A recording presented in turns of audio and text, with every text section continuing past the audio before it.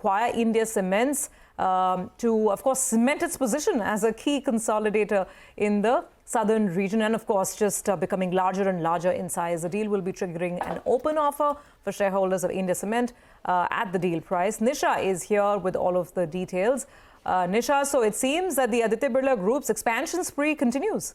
That's right. It's a big competition that they have to counter, which has come in from the new entrants, Adani, a few years back. And therefore, UltraTech's bid to really create and preserve their numero uno position is making Aditya Birla Group quite aggressive on the deal street as well. And of course, given that they have monopolistic situation in a large part of the country, South India is going to be a playground for more consolidation. Talking about this particular transaction, well, after buying out a chunk of stake in India Cements from the investors, Radhakrishna Damani, the writing was on the wall that the acquisition is likely to happen because India Cements had been waiting with a gap of succession there for an acquisition for a long time with many contenders out there. But Aditya Birla Group has clinched this particular transaction by looking at buying out not just the promoter stake, but even the associates put together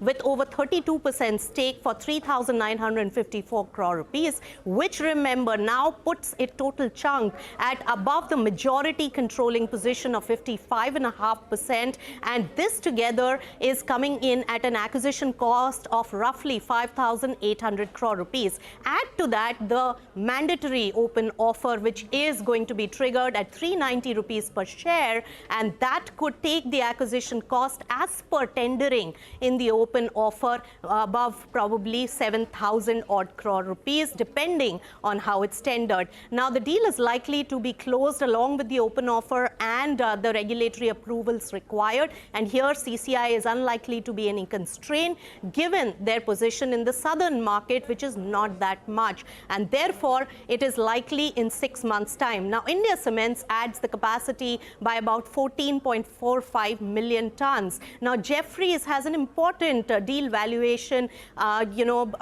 comment to make. They say that the blended EV per ton deal valuation at $110 per ton is a tad expensive. So that needs to be considered, but that's all for the competitive edge in the cement consolidation. And KM Birla is saying that he has accelerated the target of 200 million tons of capacity by FY27. Now, looking at the current situation, 154 million tons is UltraTech's total capacity, 200 on track at an accelerated pace. But very important to note here, and my biggest takeaway is that while build versus buy has been UltraTech's strategy, it has taken a clear turn with now acquisitions probably contributing a much larger amount in its capacity expansion in the last few years after the entry of another big conglomerate. And therefore, a series of acquisitions have taken place, and India Cements also adds to the might. But it won't stop here because South India is going to be a playground for